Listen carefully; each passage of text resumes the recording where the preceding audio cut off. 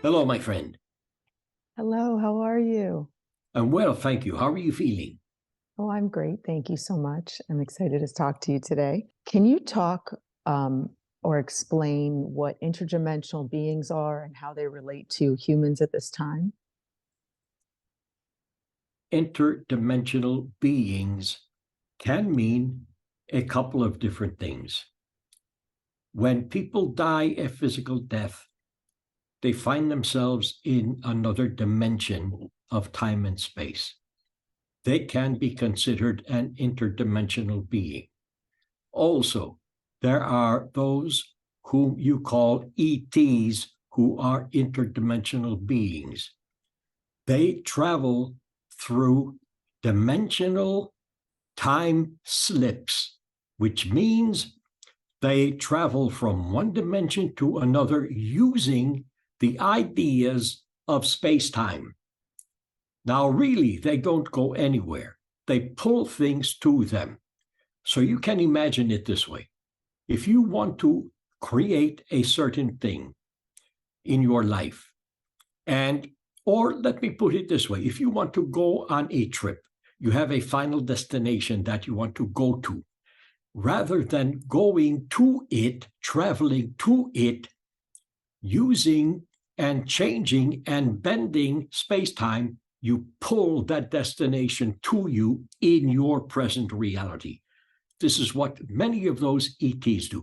People think ETs come to planet Earth from distant galaxies, different stars, different universes, distant this, different that. It is primarily done interdimensionally. Also, people have an idea that there are interdimensional beings who are good and not good. Some of them are what people call elementals, those who, well, are kind of tricky in nature. They really have no meaning, but they present themselves to confuse people. Now, this, I would say, is a bunch of nonsense. Those who are in other dimensions have a purpose, a reality, a meaning, and a plan for their life. And they have a life just like physical human beings have a life. People come up with ideas, people say things, they invent things, and most of the time people are just fantasizing things. But imagination does create reality. So is it real for them? That is the question. That is what I have to say about that, my friend. Thank you. Thank you. That was excellent. So, based on what you just talked about, interdimensional beings pulling and using maybe consciousness to bring energy towards them, as opposed to being in a physical reality like we are, where we need technology still to be able to manipulate the energy until our frequency is high enough. Is that what the government uses jump gates or portals for? And is a jump gate and a portal how we actually got to the moon, not by rocket ship? Your present technology has advanced a great deal. Back in the year of the trip to the moon, it was sophisticated, but not really that good. You people are still using liquid and solid fuel for space exploration. You are tinkering with anti-gravity. And many of those UFOs that come to your planet Earth have used anti-gravity. They have used nuclear fusion, nuclear fission. They have also used antimatter as a means of propulsion. Rocket was sent to the moon. Although many people will say that that was all a hoax. And there is evidence that proves that it is a hoax. It was a hoax. It always will be. And on the other hand, there is evidence that it was all real. And I say that because there are alien bases on the moon. And If you had a base or a home and someone approached your home, you consider them an intruder. Would you not tell them, stay away, don't come back here again, or I will hurt you? Yes, of course you would. Same thing with those aliens on the moon. Aliens, as you call them. I call them just people. Sky people. Sky gods, whatever you want to call them. There are portals all around your planet Earth, and they are used for various reasons. Vanishing civilizations have used those portals to transport themselves into another dimension out of your present physical dimension. We Mayans did that. Incans did that. Many civilizations have done that. Your government is playing with things they don't understand. Let me put it this way. They need to grow up because they are all acting like children at this point in time. And the more they play with matches, the more opportunities they will have to burn their fingers. Do you understand that? Yes, I do. That is what I have to say about that. Thank you. Sure. But doesn't it all go hand in hand with the layers of the narrative of this whole storyline? For example, we have to show that we're traveling with these rockets that are really just wastes of billions of dollars because the technology is kind of for show. But then in underground bases, they're using jump gates to get to Mars, Venus, the moon, and they're able to travel there whenever they choose to, if they have access to the technology in these clandestine corporations and underground bases. Is that correct? Yes, if they have access to all of that stuff, yes. Jump gates is a new term for portal. Right, right. So I would like to say portal instead of jump gate. Because, well, never mind. Just portal is good enough for now, my friend. Thank you. Thank you. And so with regard to portals and this technology that a lot of people are asking about, is that partly how interdimensional beings access through these portals? And is this something that we as a collective can send love to these portals to make sure that only positive energy is coming through them, or does it not matter? It really does not matter because what comes through them will be what comes through them. Excellent. Now, your government and your scientists people are also tinkering around with the idea of exploring what you call outer space. There is no outer space. All space is here and now. It is my hope and wish, and I know hope leaves room for failure, but it is my hope and my wish that they all stay home and enjoy a nice lunch and watch television and forget about conquering or traveling to and or through outer space and finding other civilizations.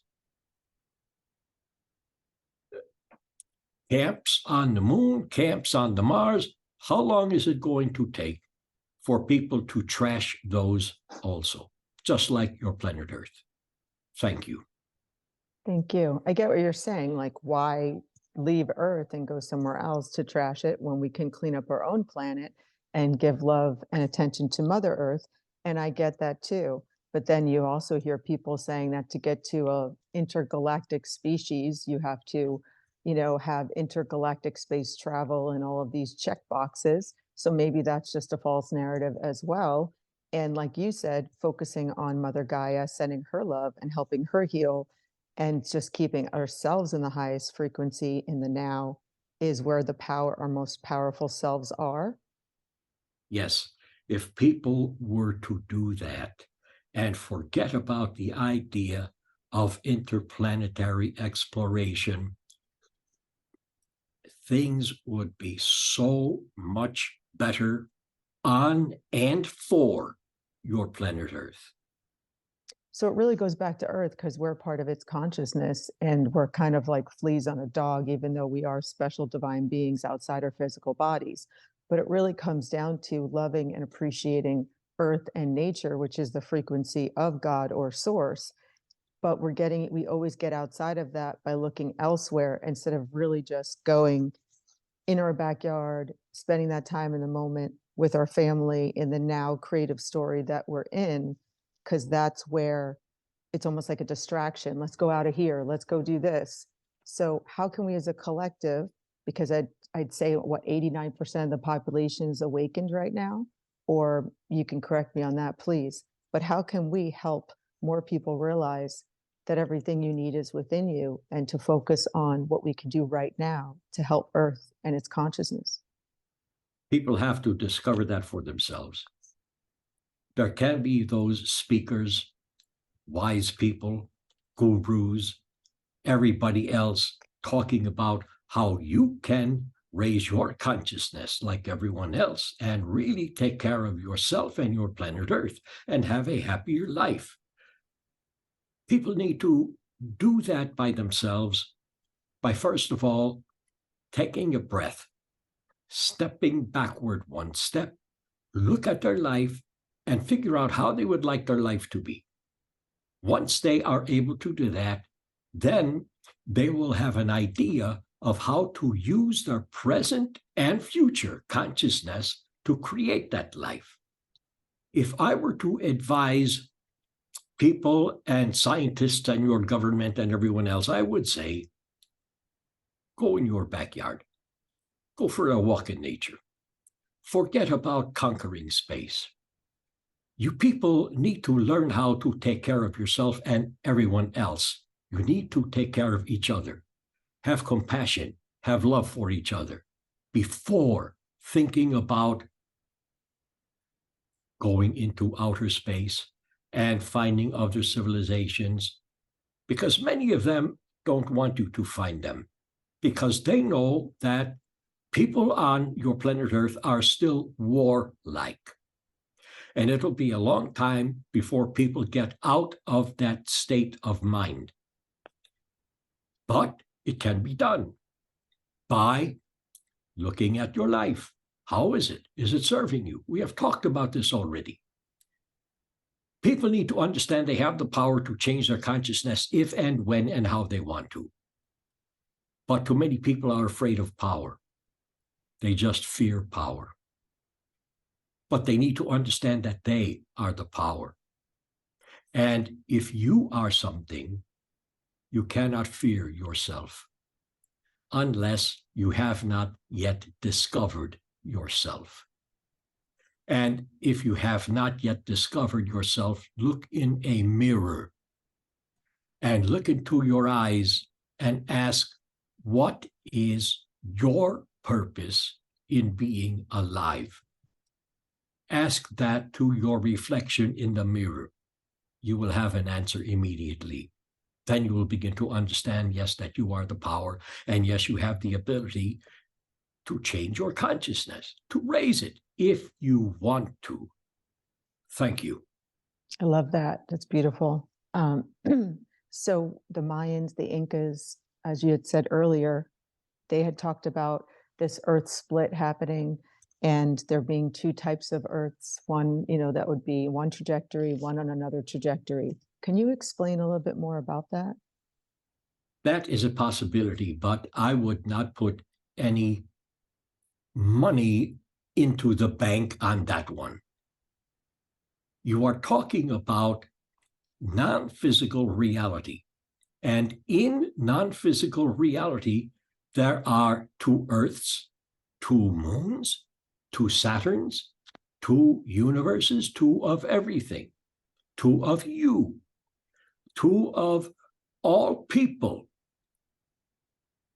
In speaking about splitting the Earth, one has to exist in a non-physical state of being to understand what it is really all about. And what it is really all about is understanding how to split consciousness, because your Earth is consciousness. Once it splits itself out of a need to split itself, then you will have your two Earths. Many people will say, well, this has been going on for a long time. two Earths have been existing. Split Earth has been existing for a long time. Yes, as an idea. And as everything else, all are ideas. Take the idea of the split Earth and use it within yourself and split your consciousness by using the idea of the split Earth. And the reason you might want to split your consciousness is to allow you to exist as a physical human being and to experience yourself in a different dimension of your present reality at the same time. It is just like being awake and sleeping and dreaming at the same time. That might be what you want to accomplish in your lifetime. Thank you. Thank you. I mean, I feel like I do that, but that's just because I'm always in la la land in two different worlds and feel like you can create anything if you can imagine it, because your imagination is a preview to life's coming attractions, and you're a divine creator and free will can trump all. So no matter how high the archangel is or God or whatever it is, your free will still has the ability to trump anything. And we are part of source, so we are divine creators. And I get that. I just heard you say, though, in this talk that there's two moons, and I had heard that somewhere else. How come we can't see it? Why? What is going on that we only see what we see? Because you are on your physical planet Earth. I was talking about splitting the Earth in another dimension, in a non-physical dimension where there exists two Earths, two moons, two Saturns, two universes, two galaxies, and all the rest. You cannot see that because you are focused in and upon your physicalness on your planet Earth. This is why you cannot see it. But in your dream time, you might just be able to do that. So maybe suggest to yourself that when I dream again, I will be able to enter that dimension in which there are two moons, two Earths, and two of everything else, and two of me.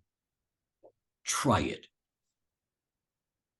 Thank you. That was awesome. Is dreaming basically the fourth dimension? I know you don't like numbers, but is it the astral plane where basically we're non-physical and we're going to sleep and our consciousness is joining, where it's where the Akashic records are? Is that correct or no? First of all, the Akashic records exist within every individual. They are not some thing floating out in space with drawers that you pull open and check files on people. They exist within people. This is a part of the subconscious and the higher conscious minds of, about, and within and with people, a part of their identity. Anyone can get in touch with the Akashic records anytime they would like to. They can use their dreams to do that, but I like to call dreams the real reality, and your waking reality the dream. Dreams provide you with the opportunity to be without anything, but with everything. That might sound a bit convoluted, but I tell people, when you have nothing, you have everything. You have every opportunity to do what you want, be how you want, establish what you want, create what you want, and all the rest. In your dreams, you are without your physicalness, but you have 100% of your consciousness working full time. Too many times, as you are awake, your consciousness becomes dull, and you sleep while you are awake, and you don't know it. If I were to advise people, I would say, practice having your dreams become a part of your real reality. Practice that. And as you are awake and functioning in your daily routine, imagine that you are in a dream. And imagine you have full access to your dream. And imagine you can do literally anything you want to in this dream. Practice doing that. You will begin to see a nice big change in your physical reality, because all of the nonsense will begin to fall away. All of the negatives will begin to fall away, or they can, if you allow them to. And all of the silliness from governments and people and gurus and smart people and seers and all the rest, Everyone has a story, and all of those stories will begin to fall away. And the only story that will exist is your story, which is the one that counts. Thank you. That was awesome. Thank you. Can I ask you another question? One more, thank you. Okay. What is the Galactic Federation or the Alliance, and are they helping us in other dimensions while we're here down on Earth fighting some sort of war? You people are fighting a self-war. You are all, most of you, not all of you, most people are fighting a war with themselves. That translates as their reality. And then in their reality, they see other people fighting wars. And it is like the domino effect. They all fall, put them all in place, touch one, and they all fall down. Everything follows along, all the way up to your governments and beyond. You can call ETs anything you want to. Galactic Federation, that will be fine. I don't care for labels or categories, but yes, they are, let me put it this way, behind the scenes, helping you people to get intelligent about what you are doing. Intelligence is a good thing. It can provide you with wisdom. But people need to understand that that wisdom is already inside of them, in their consciousness. Wake up. Stop sleeping. Wake up. And as you people say, wake up and smell the coffee. A nice term. And that just means realize who, what, and why you really are. Once you do that, you will have everything you can imagine in its proper timing. Thank you. Thank you. How do you feel, my friend? I feel great. And how do you feel? You know something, I always choose to feel just brilliant. I do too. I do choose. And when it's not there, I'll do anything I can that's positive to try to get there. Because I always know it's up to me to get there. Yes, it is always there. Don't try to do something. Don't do something to get there, because it is always there. All you have to do is let it be there. Right. Very Unblock simple. It. Allow Yes. it. Yes. Yes. You're the best. I love you so much. Yeah. I've enjoyed being with you. Always. This has You're the been fun for highlight. me. Yeah, you're the best. And some love from me to you, Abram, and wherever you're casting from or you're coming from or streaming from. I appreciate you. I love you. And all of humanity is lucky to have you at this time to help us all. Thank you, my friend. I appreciate you also. Thank We you. will speak again. Thank you. Thank you. Bye-bye.